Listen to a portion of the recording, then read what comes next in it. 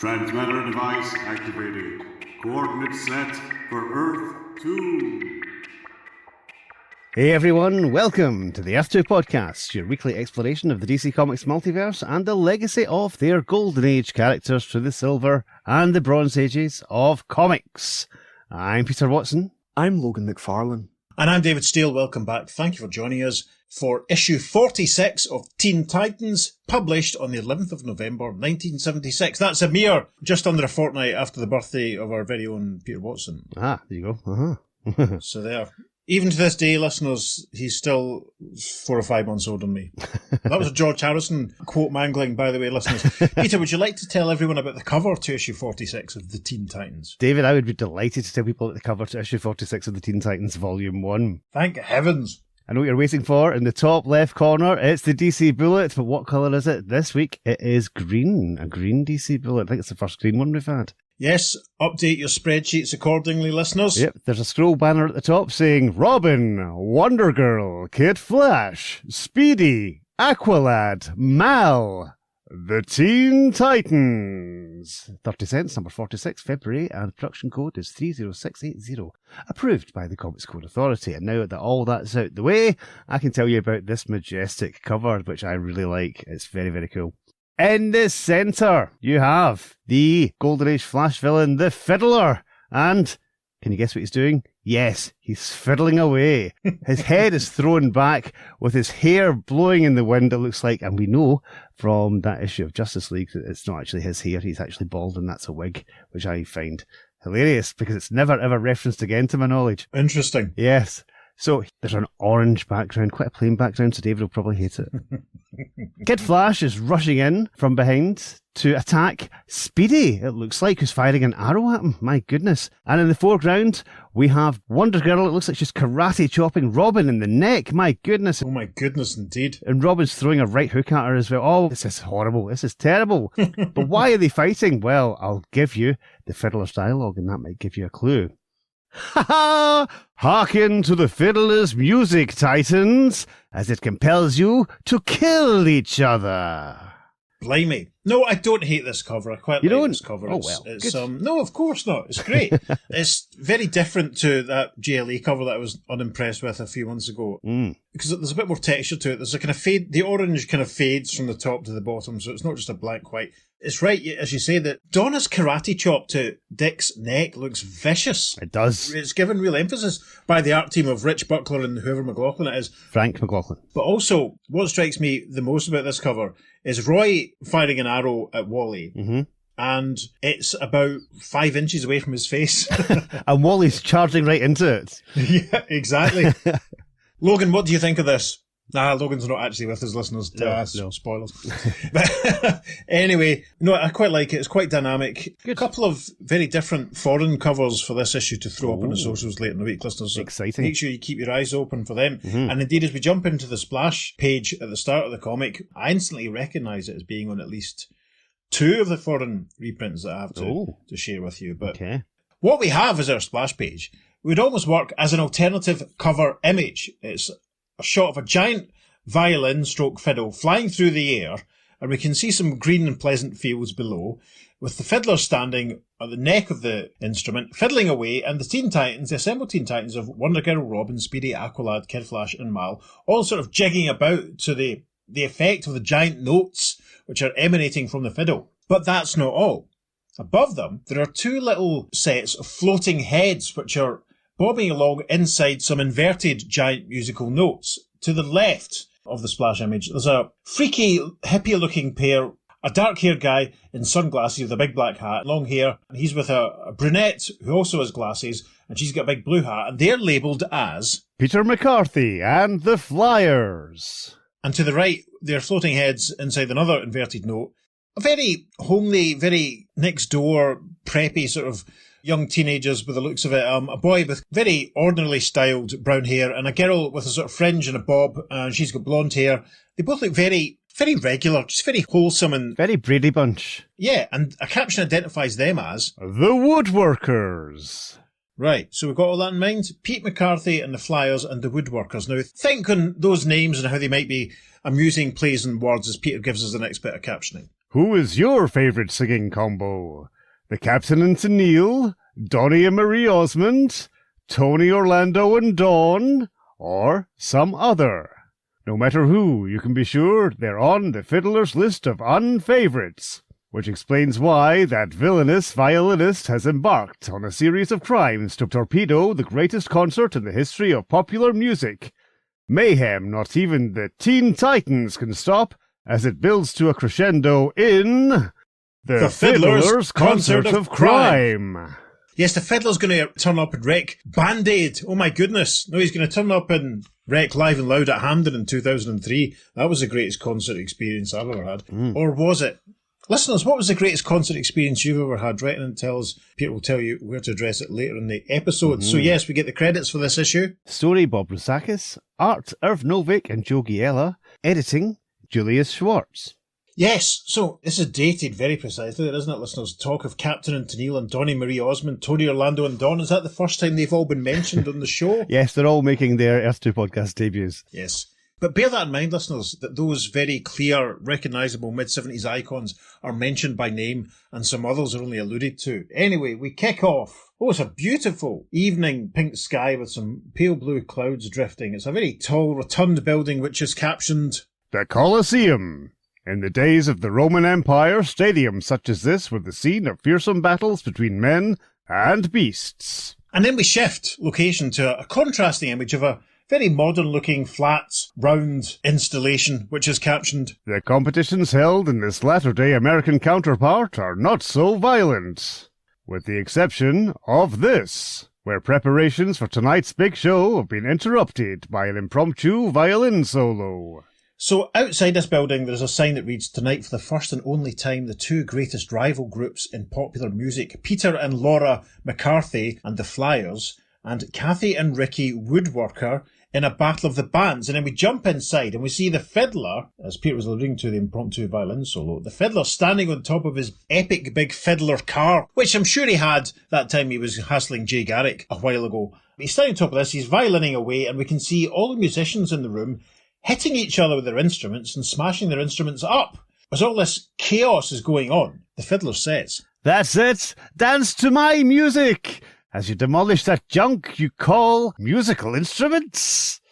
For those of you who don't recognize him, allow us to introduce the Fiddler, late of Earth 2. Yes, and we see the Fiddler fiddling away in close-up. He looks very manic as he thinks to himself, After that fiasco with the Injustice Society, I needed new Earths to conquer. So I fiddled my way here, and my first haul will be the receipts of this concert.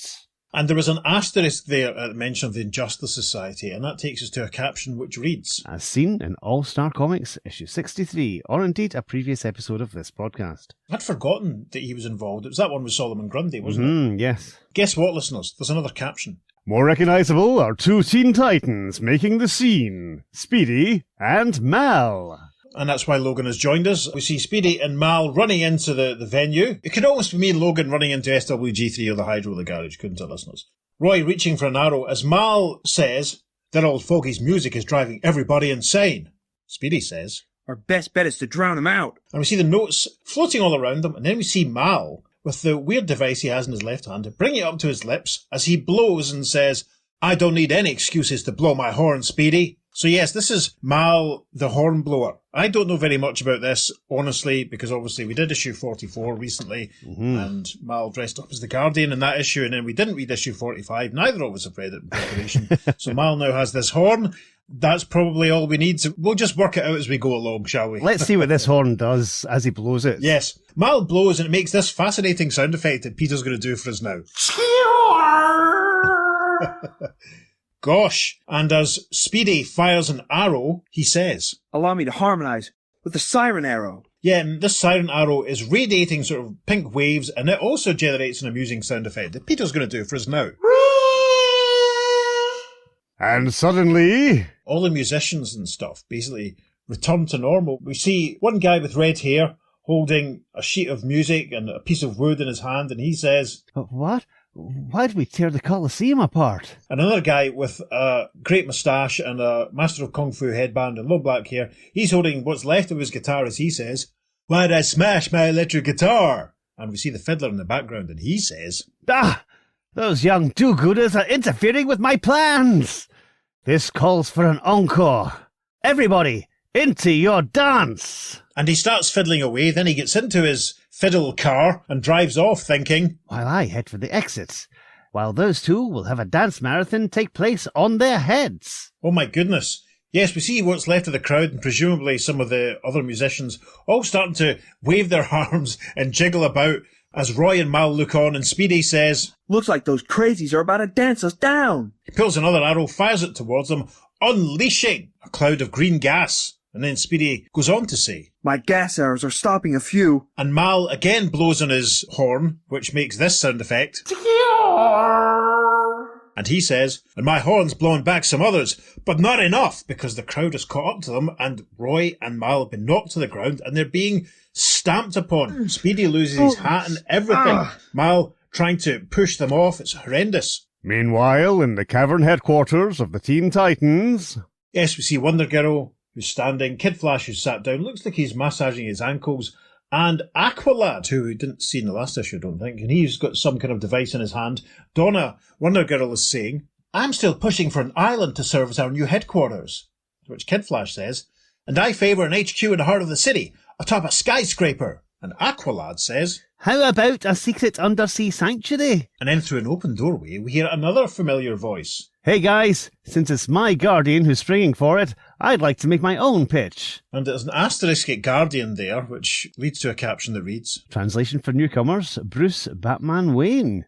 Julie. yes, for it is the arrival of, well, very helpfully, Kid Flash says, Robin, what do you know? And Robin says, Well, there's this fellow in a restaurant, see, and he notices a fly in his bowl of soup. So he tells the waiter, Sir, there's a fly in my soup. And the waiter says, Don't worry, I'll throw him a lifesaver so he won't drown. and Robin laughs violently, whilst the others look absolutely appalled. Kid Flash does a classic facepalm as he says, Robin, that joker Whiskers aren't up when Ben Franklin told it to the Continental Congress. And then we hear another peal of echoing laughter all around the room.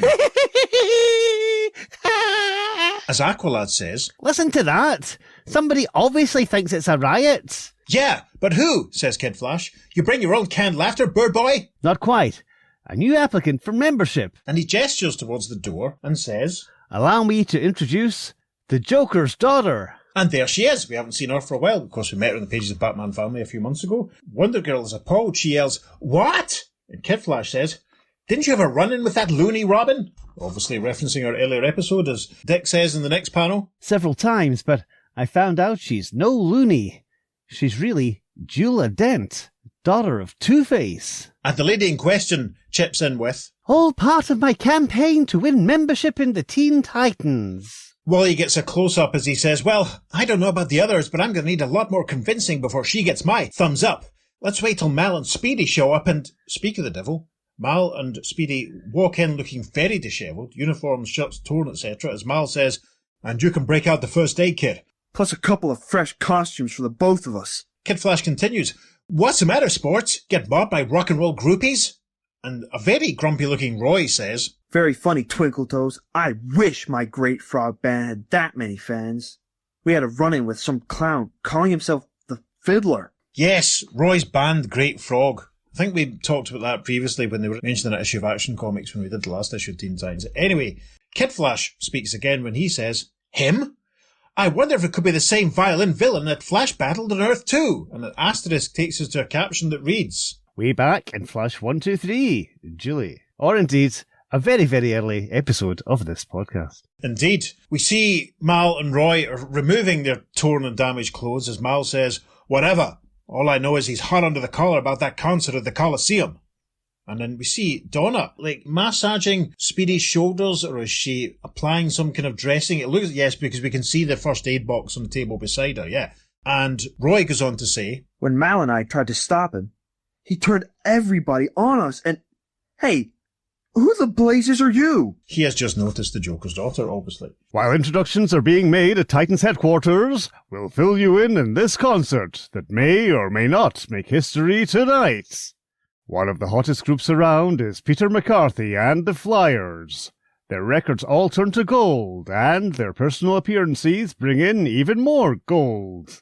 Yes, we get a shot of Pete McCarthy and his wife Laura. Pete's the guy I described at the start of the issue with the big hat and the sunglasses and the long dark hair. She's got a big blue hat. She has long straight brown hair. She also wears glasses. He's playing guitar. And then in the next panel, there's another caption. Equally popular among the record-buying public are the Woodworkers, a pair of clean-cut, all-American kids who have yet to give their first public concert. Yes, and we see this boy and girl combo, the brown-haired boy with a guitar and the blonde bob-haired girl holding a Woodworkers LP. They're both dressed very, very sensibly and much more conservatively with a small c than Pete and Laura. Do we have to spell it out, listeners, who they're supposed to be at this point? Do we just... Yes, let's just spell it out. So obviously they're riffing on Paul McCartney and Wings and on the Carpenters. Gasp! Do you see... How clever Bob Rozakis. Yes. Do you anticipate one of our famous social media posts when we say, "Hi, I'm Paul McCartney, and when I'm not appearing in the Earth 2 podcast, I like listening to," or something. It's going to be one of those, not appearing in our next episode or not appearing in our current episode. Yes. Watch out for that on Facebook, runabout Sunday probably. Right. There's another caption. Enter Bernie Michaels, promoter extraordinaire with the biggest brainstorm of his career. Obviously, following on from that comment about the Woodworkers never having played a public show, we see Bernie Michaels, who's a very rotund middle-aged man, greying temples, in a three-piece suit with a big floral red tie. In his office, he's with the two woodworker kids, and cigar in mouth, he's saying to the pair of them, "Listen, kids, this'll be the biggest break ever. If I put you on the same bill with McCarthy and push it as a battle of the bands, we'll all make millions." And the blonde girl, who's a member of the Woodworkers, says, "No deal, Bernie. We don't want to appear with those high flyers." "Sure, sweetie, anything you say. If you don't want to do a PA with them, you won't. Tell you what, I'll book 'em for the first half of the show, and you for the second half. That way, you won't even have to see each other." Boy Woodworker kind of puts his hands in his pockets and looks a little bit reluctant to agree to what Bernie's suggesting, and he says, "Well, okay, I guess." Bernie, wrapping his arms very paternally around both of the kids, goes on to say, "All right then, it's settled. Now, don't you back out. There's a lot of big bucks involved in this." And not long afterwards, Bernie is now dealing with another pair. Yes, he's dealing with Pete and Laura. Pete with his big hat and shades, Laura with her big hat and dour expression, and Bernie, waving a cigar in their direction this time, says, "And if I put you on a bill with the Woodworkers and push it as a battle of the bands, we'll all make millions." And Pete replies, "You want us to appear with the crew cut kids? You're out of your tree, Bernie." "Listen, I'll put you guys on first. You can be clear out of the Coliseum before they even go on stage. We've got a deal, right?" He puts his hands on their shoulder, and Pete strokes his chin and says, "Yeah, I suppose." Bernie Michaels' plan would have gone along fine if not for some unforeseen developments. And we see someone who we've not seen on the show for a very long time. It's TV reporter Jack Ryder. Obviously taking part in the broadcast, there is an image of Pete and Laura behind him as he says, Jack Ryder, Wham TV News, with a bulletin from the Long Island Coliseum, site of tonight's Battle of the Bands. Peter and Laura McCarthy have been kidnapped. The next panel, the camera pulls back to show the assembled Teen Titans, now including the Joker's daughter, obviously, watching Jack on TV as he continues. Police believe it to be the work of a fantastic criminal known as the Fiddler, who earlier today created havoc in the Coliseum with his maddening music. Robin says in the next panel, "Titans, we've got our work cut out for us. Find the missing musicians and stop the Fiddler, or Speedy's great frog will be the stars of tonight's concert." And Roy looks a little nonplussed here as he says, What's so tough about that? as he marshals the troops, Robin says, "I'll check out the kidnap scene with Aqualad and Jula. Just keep calling me the Joker's daughter if you don't mind." Kid Flash says, "Hold it! Who says she's in? We haven't voted on it yet." And Wonder Girl says, "You wouldn't want to vote before she's had a chance to prove herself? Besides, I think this bunch could use another pretty face." And Joker's daughter looks okay with that as Robin turns to Speedy and says, "Speedy, you and the others shoot back to the Coliseum and see if the Fiddler struts his stuff again." And indeed, we see Speedy, Kid Flash, Wonder Girl and Mal entering the Coliseum. Massive, massive crowd. And the Fiddler is on a stage in the round, playing away. And he's saying to the crowd, "You've heard of the Pied Piper who lured the rats out of Hamlin? Now meet the Fiddler, who lures rats and all sorts of vermin into the Long Island Coliseum. And indeed, oh my goodness, it's like something from a James Herbert novel. We see a whole bunch of rats suddenly running along the floor. A blonde girl sees them and screams, "Ah, rats!" And there's also like bees and wasps and stuff, the looks of things, flying around. The crowd panics in the next panel. We see them all stampeding for the exit as someone yells, "Bees, bugs of every kind!" "It's a plague!" cries another long-haired weirdo as Mal and Roy can only look on.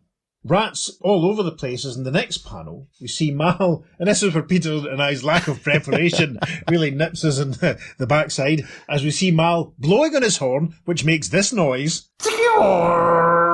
Hovering above him is a very creepy-looking ghostly figure with a long beard, long hair, a sort of ghostly, weird, creepy angel effect type figure, who hovers above Mal and says, "In times of battle, blow this horn and it will make you the equal of your opponent." And he blows again in the next panel, as Kid Flash runs past saying, "Mal, you had that horn for a week, and I still don't understand how it does what it does." Neither do we. Yes. Listeners, can you tell us about Mal? Send us a short 30-second voice note in time for the episode being released, and we'll drop it in now.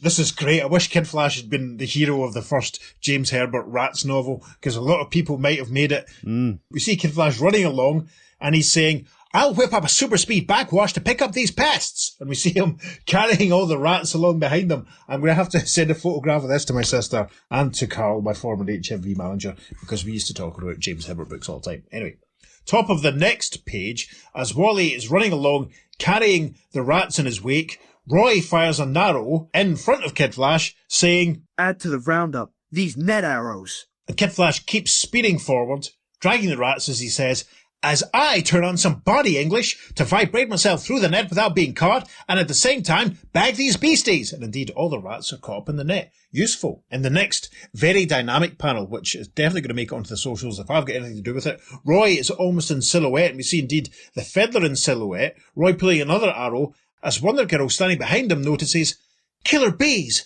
swarming towards Speedy." Wonder Girl steps forward, bracelets raised, as she says, "Bug out, handsome, while I play bullets and bracelets with those bee stingers." And Speedy obviously hasn't noticed them, but he looks around, and as Donna waves her bracelets around, it seems to attract the bees, divert them away from Speedy, who, picking up from what Donna was saying, says, "Which will give me time to turn off that vile violinist." But, unknown to Speedy, he's about to be attacked by a colony of ants. yes, and there's a small circular inset panel showing us what an ant looks like. Do you think these comics were aimed at a younger audience?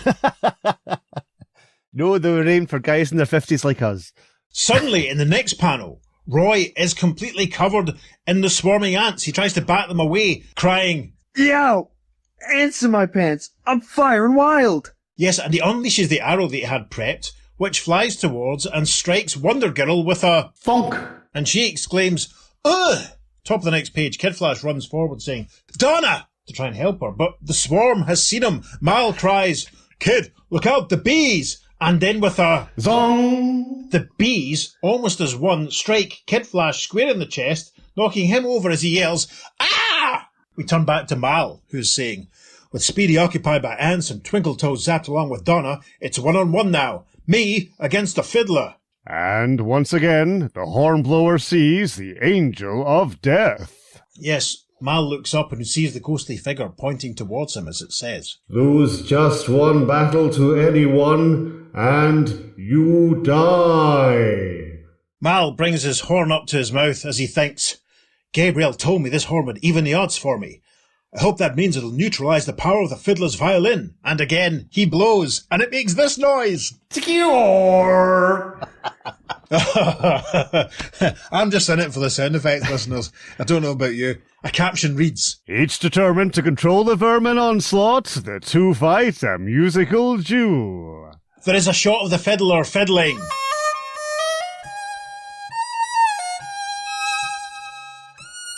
There's a shot of Mal blowing his horn and it makes this noise. There is another shot of the Fiddler fiddling. And there's a shot of Mal, once again, running out the page as he blows his horn and it makes this noise. Thwart.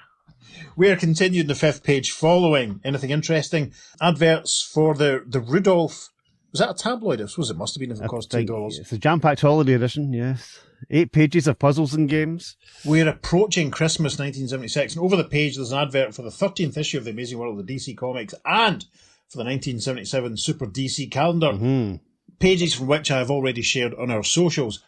Top of the next page, as the captioning from the previous page concludes, reference to their battle. Until to the victor belongs the vermin. And we see Mal walking away from the Colosseum, playing away on his pipe.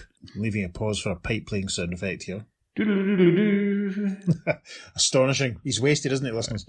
And Mal, in a Pied Piper type style, is walking away, and the rats and the bugs and the bees and the ants and stuff are all following him. And the perspective that Irv Novick has used here make the rats look enormous, terrifying. We then see the fiddler speeding off down the road in his fiddle car, and he's thinking, while he wins this round, I'm free to carry out the next phase of my plan to stop tonight's concert.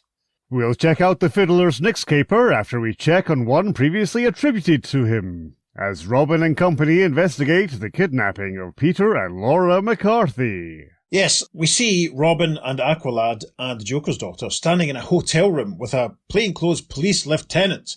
The hotel room's in a bit of a mess. Some of the paintings on the wall are at awkward angles. The lamp on the bedside table has been knocked over. The sheets are unkempt. The police lieutenant is saying, the way I figure it, the kidnappers were hiding here in this motel room when the McCarthys came in. After a brief struggle, they were carried out the rear window. How do you figure that was accomplished, Lieutenant? Says Joker's daughter, as we see Robin standing, stroking his chin thoughtfully and thinking. The lieutenant replies to Joker's daughter, saying, only 2 sets of footprints outside the window. See? And we cut outside the window, and indeed, we see 2 sets of footprints walking away from the window, as Robin says. Excuse me, sir. What were the McCarthys wearing when they came in? Floppy hats, sunglasses, you know, their usual outfits. As Robin lifts one of the bed sheets, revealing underneath, well, helpfully he says, You mean this stuff? And the police lieutenant looks very much like Jim Shooter in this panel, actually. He does. Gawps as he sees the trademark glasses, shades and big hats lying on the bed. Robin turns to his colleagues and says, Aqualad, suppose you're a kidnapper and you're going to take Joker's daughter here out through the window. I get it. You want me to reenact the crime. Right, but use a different window so you don't disturb the footprints. We'll meet you outside. Yes, an unusual layout to the panels and captioning here. As we move outside the building, Police Lieutenant and Robin looking on as Aqualad, bearing Joker's daughter over his shoulder, walks away from them saying, JD, you must weigh a ton. Button your lip, Aqualad. A gentleman never discusses a woman's weight or age. And Robin and the police lieutenant are standing, and Robin points at the impressions that Garth is leaving on the ground. And Robin says, You see the footprints, Lieutenant? Twice as deep as the others. Which means that... Precisely. That the kidnappers were... But then they're interrupted by this sound effect. Listeners, I hope you appreciate Pete hasn't just recorded one and isn't just dropping it in. He's doing this live every single time. All subtly different. This is his commitment. And the reason that Robin stopped speaking there is because this sound effect, he, Aqualad, and the Joker's daughter have grown transparent and faded out with a flash, leaving the poor police lieutenant standing, scratching the top of his head and saying, What in the world? Don't tell me they've just been kidnapped too. Not kidnapped, Lieutenant. The Titan Trio has been teleported to this Long Island Coliseum via their unique mode of transportation. Mal's Horn of Wonder. Yes, and we see Speedy, Kid Flash, Wonder Girl, and of course Mal waiting as Robin, Joker's daughter, and Aqualad appear. Mal is playing his horn, which means it makes this sound effect. And as the 3 new arrivals fade in, Robin is saying, Mal, this better be important. Top of the next page, Speedy says, Don't get so high and mighty, Robin. I warrant our problems a lot more critical than anything you were doing, which from the looks of Aqualad and friend, couldn't have been too vital. And what Roy is referring to here is Aqualad setting Joker's daughter back on her feet, and they both kind of smiling at each other. Interesting. Robin, cutting in on Speedy's rant, says, Look, I'm the leader of this group, and he's interrupted in turn by Kid Flash, who says, And you better reserve your comments for later. The fiddler just kidnapped the woodworkers and he's holding the entranced duo hostage up on the roof of the Colosseum. And we cut to the roof of the Colosseum and we see the fiddler fiddling and the two woodworker kids standing in front of him. In an inset panel, Robin says, So, what are we doing down here? We see Robin hurling a batarang up to the roof of the Colosseum, Wonder Girl throwing her lasso up to the roof, Speedy firing an arrow up to the roof, and Kid Flash running and drawing Joker's daughter, Aqualad, and Mal along in his wake as they all speed up to the roof. Joker's daughter says, Finally, a chance to show my stuff. and Robin says, Onward and upward. and listeners, I'd just quickly cut in here and tell you that Onward and Upward was actually the motto of my high school, I believe. Gasp. Which is probably why I say it quite often occasionally. I see. Onward and Upward, I'm sure it was Camp Hill High School, which became Glenafar High School when Stanley Green closed and merged it. And I suddenly realised that possibly my whole Hourman fascination might be down to the fact that our school tie was black with a red and gold stripe. Ah, interesting. Interesting indeed. Right, anyway, arriving first on the roof of the Colosseum, Kid Flash, Aqualad, Joker's daughter, and Mal as they rush towards the fiddler who is fiddling, and he says, Back again for more fun and games. Very well, I'll fiddle up a square dance for your amusement. and he does, and indeed it entrances our four heroes, and they start busting moves as the fiddler continues. Take your corners on the square, throw your hands up in the air, back and forward, to and fro, swing your partner, let him go. And we see them all joining up, Wally holding hands with Joker's daughter, Aqualad holding the wrists of Mal, and as they swing around in time to the music, and indeed following the fiddler's instruction, they release Mal and the Joker's daughter, and they go flying off the roof of the Colosseum. Oh my goodness! But straight away in the next panel, thankfully, Robin catches Mal with his batarang, and Wonder Girl lassoes the Joker's daughter, saving them, as Robin says. Looks like we got here just in the nick of time. As Speedy says, That's what I like about you, Robin. You've got a clever line for every occasion. we cut back to the fiddler, who says, A proliferation of pests. This calls for a counterattack by my fiddle copter. Whereupon, roaring out of the sky... bloody hell! Fiddlecopter. Aqualad speaks for us all, listeners, when he says, Great Neptune! An aerial attack by a bow-firing machine gun? yes, and indeed we see that the fiddlecopter is firing bows, as in for fiddling, towards the group. Roy steps forward. Reaching for his quiver, he says, I'll take out that bow gun with my arrow. and Wonder Girl lassoing the fiddlecopter says, and I'll ground that crazy copter. And we see her holding onto it with her lasso in the next panel. That's a hilarious background detail. The other Titans are rushing towards the fiddler. We see the woodworkers in the foreground. Robin says, Which leaves the rest of us to fiddle around with that mad musician. and Joker's daughter says, Rest of us? My Aunt Mildred. I've been waiting all day to get in on the action. And if you people won't give me a chance, I'll just have to take it. Makeup will help you look better for your performance, fiddler. So here's some powder puffs and lipstick. Ha ha ha! and we see her, the canister in her left hand. She fires some powder puffs from that at the fiddler, and she uses her other device to fire the lipstick bullets that she fired at Robin in that earlier Batman family appearance. The fiddler looks appalled as he's struck with the powder and the lipstick bullets. Joker's daughter steps forward in the next panel, saying, And here's my handy method of relieving you of your violin. and her right hand flies off, grabbing the fiddle and the bow and taking it out of his hand. The fiddler looks just as surprised as I am, listeners, but then the Joker's daughter steps forward, striking the fiddler in the arm with a What? as she says. Finally, a karate chop on your funny bone to end your solo performance. Ha ha ha ha! Top of the next page, Wonder Girl has wrapped the fiddler up in her lasso, and she says, this'll keep the maestro all tied up. And Mal and Wally and Garth are looking at the woodworkers as Mal says, now with the woodworkers out of their trance, all we gotta do is find out what he did with Peter and Laura McCarthy. Shortly, back at ground level. The woodworkers are standing with the Teen Titans. Ghetto Woodworker says, Naturally, we're glad you saved us, but there's no way you'll be able to find the McCarthys in time for the concert. to which Robin says, Au contraire, they've already been rescued. what? Impossible! How? Says the boy woodworker. As Robin replies, That's our secret, but they're right here, safe and sounding good. and Robin opens a door to reveal Peter and Laura McCarthy in their big hats, in their long hair, and their sunglasses. Peter has his guitar, and they're playing some tunes. Blonde girl woodworker is appalled. She says, They're imposters! And at this, we see the McCarthys removing not only their hats, but their full faces, their masks. Underneath, it's not Peter McCarthy, it's Speedy. It's not Laura McCarthy, it's the Joker's daughter. And as he pulls off the hat and mask, Speedy says, Absolutely right. But how could you have known? We, says the boy woodworker, as Robin says. The answer's simple. You two are the McCarthys and the woodworkers. You've been playing both for years, working with different recording studios, using 2 different styles of music. The woodworkers never appeared in public concert because you were afraid you'd be recognized. When you finally got roped into a public appearance with your alter egos, you faked the kidnapping to get out of it. You figured correctly that the fiddler would be blamed, but you couldn't know we'd catch him, just as you had no idea he'd kidnap you for real. Blonde woodworker girl says, Please, you must help us get out of this. and a caption reads, That night, to an audience of 21,000 screaming fans, Peter and Laura McCarthy do their act, followed by the live debut of The Woodworkers.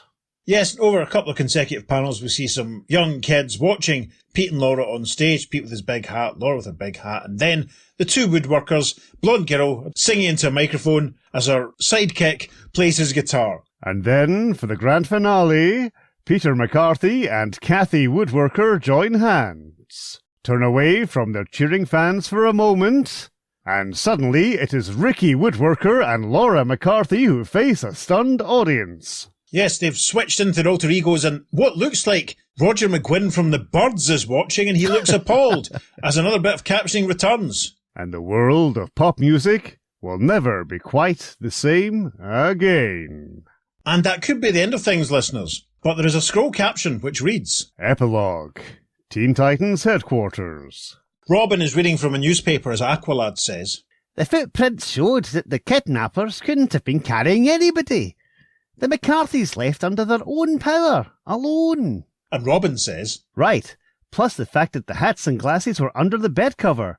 But look, here's something more important than rehashing the case. and we see that he's looking at the classified ads page, in particular real estate, and we see a highlighted advertisement which reads, For sale, property and building suitable for use as restaurant or nightclub, Brack Realty. And this prompts Speedy to say, A restaurant for sale? What will we do with a restaurant? and a smiling Robin concludes things as he says in reply, Turn it into our new headquarters, and have Speedy and Mal run it. and the 2 lads look astonished as a closing caption reads, Next issue, the Titans Disco Headquarters. 3 nasty new villains plus a deadly surprise, all in Teen Titans 47. On sale January 11th. Gosh, well, thanks to Logan for voicing Speedy again for us. That's the umpteenth time. Yes, thank you. Well, gosh. That was absolutely ridiculous. I loved that. That was hilarious fun. Great fun. So yes, we eventually found out that they were called Ricky and Kathy. Kathy. So that's obviously instead of Richard and Karen Carpenter. Yes. Very close. Peter and Laura McCarthy. So yes, Wings and the Carpenters were the same people on Earth 1. Exactly. How exciting. I wonder if they both played the Stockwood Festival there. Yeah. I wonder if there was a Stockwood Festival there as there was in Earth 2. When we were out of DC Comic. Mm-hmm. I'm not sure if there ever was a controversy about the Carpenters playing live or not. I'm sure they did play live. There's tons of footage of, because Karen was a drummer, obviously. Sure. There's tons of footage of her playing like an absolute demon. Mm-hmm. And of course, Wings were all over America in the mid-70s. Indeed, yes. As a Beatle maniac, I found that absolutely fascinating. I can't wait to send a few panels of this to Matty and Dan and some of the other boys that I work with in my crew. They'll be fascinated with this. Mm-hmm. Very of the time in a way, that, isn't it? The use of those bands, especially because they mentioned the Captain and Tennille and the Osmonds and Tony Orlando and Dawn at the beginning. It's fascinating. I know. What would it be these days? Would it be like Dua Lipa's secretly Taylor Swift? Yes, Dua Lipa is Taylor Swift. Can you imagine? I've imagined that many times. I can imagine you imagining it many times. I'm sure you can. Anyway, this is a family show. Yeah, so I mean, it's a great little conceit, and in a way, it's not a million miles from the story we did a few years ago from Batman 222. Exactly, with the fake Beatles, yes. Yeah. Again, that was huge fun, but this was preempted not by the fact it had like analogues of real world people in it. It was because obviously we had the Earth 2 villain, the Fiddler, Yes. who decided just to fiddle his way over to Earth 1. Yeah. Which is quite fun, because obviously it sounds like he can do that using his musical ability now. Because remember, before they had their portable vibrators that they would use, the crime champions could So they did. go between dimensions using that. Yes. Hmm. It's very interesting, especially because it follows on from the Icicle and the Wizards, and what's happened with them, and it's what we've done in recent issues. Yeah. Where the Icicle has just jumped over to Earth 1 willy-nilly, Yes. and the Wizard has said, right, stuff this for a game of soldiers, I'm off to Earth 1. It seems that Yep. anyone can flip over between the two dimensions wherever they feel like it now, almost, or the villains have certainly got methods of doing it. That's really interesting. I mean, if Bob Rozakis wanted, he could have used someone like the Pied Piper to do pretty much exactly the same story, as far as Earth 1 villains go. Yeah, that's true. It would have worked just as well. But he didn't, because obviously he probably wanted to use the incredible fiddle car, which looks amazing, which obviously the Fiddler brought over. Fiddlecopter. The Fiddlecopter, we've got to talk about that, because I think basically the only way we can describe it is it's like a giant sideways violin with a rotor on top of it. It is nuts. Yes. And it fires bows. It's like a custom-made drone these days. It's insane. Yeah, So he must have brought that over with him as well. I think so. He must have had a whole warehouse full of gadgets that he just fiddled away and moved through dimensions. Insane. Love it. Bob Rozakis, love you. Yeah. Hopefully there'll be room on the socials for at least one panel featuring it. Spoil for choice, actually, for panels to highlight this week, because the artwork in this is just superb. Yeah. Brilliant storytelling, some brilliant images like of Mal leading the rats, or Speedy and Donna in silhouette, or even just the way the top turns have been rendered. It's hats off to Irv Novick and Joe Gill. I mean, I've said in the past, I don't dislike Irv Novick. I'm not his biggest fan. I'm not as big a fan as you are, but he's I love excellent stuff from him in this one. It's really, really good. Yeah. When I think of Bronze Age comics, this is pretty much the imagery that I think of. It's someone like Irv Novick, and just the way he tells stories, its panel layouts, it's just all for the sake of the story, and it's all the better for it. His expressions are terrific. He's having a lot of fun with the Joker's daughter's face, trying to make her look as jokery as possible, but also as feminine as possible. It's really cool. Yeah, I mean, the expression's a good point, because the Fiddler pulls a few interesting faces as well during, and you can see Speedy's frustration with everything that's going on written all over his face as well. Yeah. Especially when he gets attacked by the ants, which is amazing. Mm-hmm. Look out for the socials this week as we recreate that panel as Logan gets attacked by some ants. That'll be quite amusing. Might be the first video that we post from the podcast, actually. That'd be good. There we are. Isn't it a pity that the Creeper didn't turn up? I know! I was so excited when I turned the page saying, this is Jack Ryder reporting!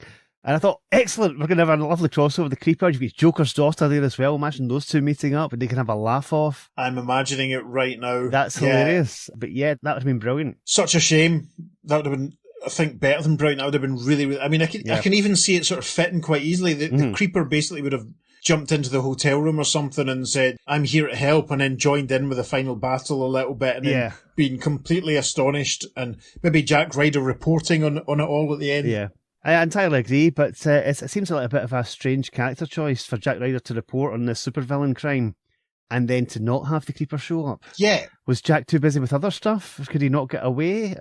But it's also symbolic of this greater emphasis on Marvel-style continuity that we've seen, literally, in the last couple of months of stuff that we've covered. Like, think of all the footnotes in JLA last week. Yeah. Think of all the footnotes and the crossover stuff that's been going on in All-Star Comics, The thinking here, I mean, it'd be a very Marvel sort of thing to do. If we've got a superhero whose secret identity is a TV reporter, we need a TV reporter for this issue. Let's just use this character. Sure. Rather than just having a generic one. It's like, it's the way you'd maybe see sort of Peter Parker taking photographs in the background of an issue of FF or something. It's a similar sort of thing to that. Or, do you recognize this lawyer? Yeah, it's battling Matt Murdock. Better known to you as Daredevil. It's that sort of thing. Yeah, sure. I really like it. And we've seen this really in the last few months, and some of the letters pages have commented on it. There's a real a definite real attempt to try and create the continuity and tie things together. Yeah. Mhm. How this will end up in the next 10 years, we'll have to wait and see. We'll have to wait and see. Maybe Jack Ryder's just not a fan of this type of music. Maybe he's more of a Rat Pack kind of guy. I get that impression.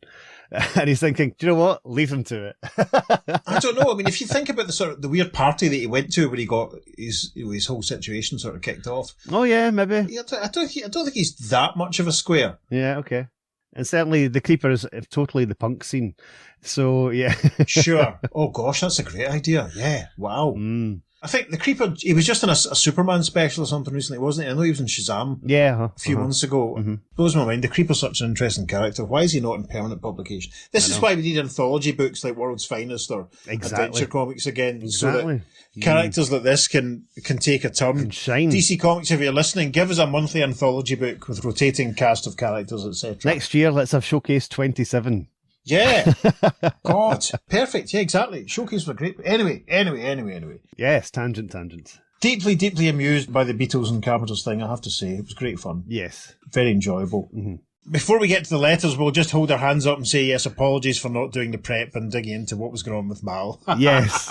Yeah. We've both been very busy recently, etc. We're going to, there's a lot more prep involved in these issues that we're doing, so apologies. But I was fascinated to see that Mal's ghostly guardian or advisor kind of thing. Yes. And listeners, we are now aware, which we weren't when we did issue 44, that Mal gets back into the Guardian uniform at the end of issue 49. So the next time we do anything substantial involving the Guardian, which won't be too long as the crow flies, we will do a little bit of digging and give you a few paragraphs and sentences and how that ended up and how that went and what was going on there. In a way, the way we're covering this issue is the way we kind of like discover comics back in the day, because you wouldn't always get all the issues.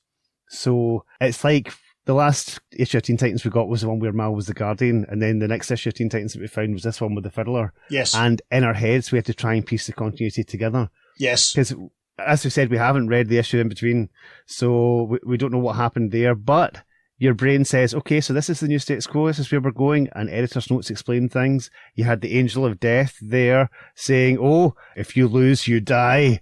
And you go, oh, right, okay, so big stakes here. Yeah, stakes are high, yeah. All that was there for us, so we didn't actually have to read to find out where it came from. That's how the Bronze Age comics were designed. It was great. Yeah, and we've talked about this in the past, especially when we've been on other shows and talked repeatedly how growing up over here, the distribution of American books was so inconsistent. Yeah. I think, was it when I was on with Paul or Chuck recently and I was talking about how Avengers Under Siege, Yeah. I read the first 2 or 3 chapters of that, and then it was 3 months before I saw another issue. I think that's DC Special Cast, yeah. Check out my recent appearance on DC Special Cast, listeners. If you haven't already, I had a good time. Paul did a great job in the edit. He makes me sound coherent. I'm also reminded, Marvel were quite good in those days of, they used to give you sometimes 2 or 3 panel recaps of what had been going on, just in case you had missed an issue. Yeah. It was very easy. So, I mean, maybe a paragraph here as maybe, I don't know, the Joker's daughter learned what Mal's horn was all about or something, wouldn't have done any harm. But I think you're right. You just read it and you go, all right, okay. You don't have to know what's going on, and the story works. And you get that brilliant image of it, as I said, of him walking away with the rats and stuff. Yeah. And it enabled you to reach deep into your personal sound effects library, which is always fun. Indeed, yes. So, listeners, grab your copy of issue 49. We're going to do the letters now. Tell It to the Titans, care of DC Comics Incorporated, 75 Rockefeller Plaza, New York. Dear editor, if I were to make a graph to illustrate the quality of the 3 issues since the revival of the Teen Titans, it would begin at a point very high on the scale, dip sharply, then move upward again. The Dr. Lighttail was great. The Wreckers story missed by a mile. Sounds like we didn't miss much then. But the Fiddler's Concert of Crime in TT number 46 was a lot better. One of the main reasons for this marked improvement was that writer Bob Rozakis featured the original Earth 2 Fiddler instead of a created on the spot Earth 1 counterpart. There are some things in number 46 worthy of praise. Firstly, the story developed in fine fashion with Mal and Speedy being the first to encounter the Fiddler, then returning to Titans HQ for reinforcements. Secondly, the other Titans showed genuine concern for their fellows who'd been wounded in combat. All too often, super types will have a callous, it's all in the game reaction to this sort of thing. And of course, there was the clever cameo of Jack Creeper Ryder and the mystery involving the McCartneys and the Carpenters. The McCarthys and the Woodworkers.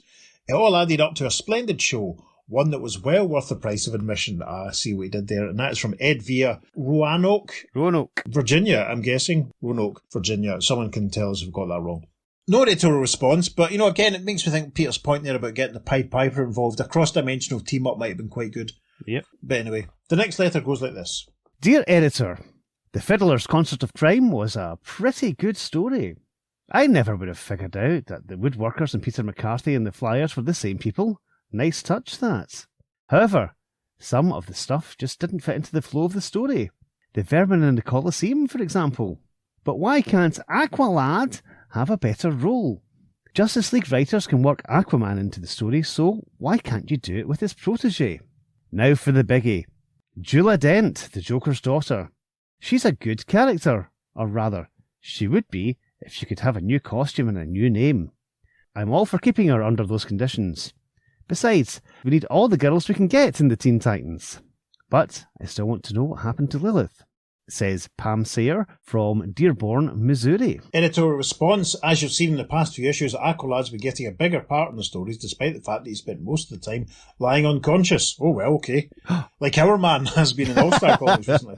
We've got some plans for him, and you'll be seeing him in the near future. As you can already see, Duella has a new name and a new costume.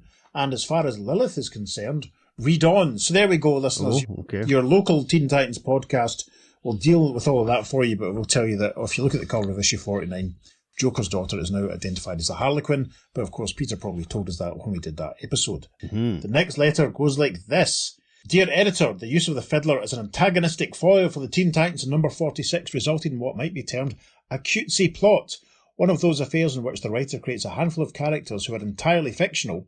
No actual persons, living or dead, are intended or should be inferred. I'll wager that 99% of the readers were doing quite a bit of inferring, which is fine, actually, as Bob Rozakis put forth an interesting conjecture that the Carpenters, the Woodworkers, and Paul McCartney and Wings, Pete McCarthy and the Flyers, might all be one and the same. In fact, we have quite an interesting story going on even without the Titans. But while 7 of the Teen Titans actually participated, only Robin, Mal and Joker's daughter got to strut their stuff. The others were more or less along for the ride. I would disagree with that, actually. Yeah. Because everyone got something to do. They did, yeah. I wouldn't have pointed this out except that Robin and Mal have been dominating all 3 of the new Teen Titan adventures. What about Kid Flash, Aqualad and Wonder Girl? It's about time they got a fair shake. And that letter is from regular contributor to Letters Pages of the Time, Scott Gibson, Evergreen CO. I kind of disagree with Scott there because Roy got to fire some bows and Wally got to do some cool speed stuff. Yep. And Donna got to be maternal and do some lassoing. She did, a lot of lassoing. Editorial response goes like this. We're trying to give everybody a chance, but how can individuals stand out if we keep getting mail demanding that we increase the ranks? Like the missive below, says Bob Rozakis. Dear Editor, you've probably gotten dozens of letters asking for the return of Hawk and the Dove, Beast Boy, Narc the Cave Boy, and every other young hero who ever appeared in the pages of Teen Titans. As far as that goes, my letter is no different. I want you to bring back Lilith, Fraser's ex-wife. Jokes. The reason is simple. You seem to want more girls in the ranks since you've added the Joker's daughter, and I've heard someone called the Bumblebee is also scheduled to join. If this is true, why not bring back the one girl who was a Titan before? She'd still fit in, and I think she'd be a great and welcome addition to the team, says Loretta Gran from Minola, New York. Editorial response reads, Okay, we surrender. Next issue, Teen Titans number 50, will feature a whole carload of guest stars, including Lilith, the Hawk and the Dove, the Golden Eagle, Beast Boy, Narc, and a couple of surprises that should knock you out of your chair. It's an issue you won't want to miss, but you will miss it on the Earth 2 podcast because we ain't doing it. Well, Golden Eagle's in it. This is true. But I've already posted the cover, I'm sure, when I did my Golden Eagle cover socials type thing when we did his appearance in JLA. Fair enough. So, there you Fair go. Enough. That would be another Cast of Thousands episode. Ross told me there's a podcast called Titan the Defends, which does Teen Titans and the Defenders, so they've probably covered those issues. Yes, I'm aware of it. Go and listen to that instead, listeners. You don't need us to spoon-feed you everything Teen Titans related, do you? Or do you? If you think you do, then you can email us at theearth2podcast@gmail.com and just give us a good telling off. And everything. Yes.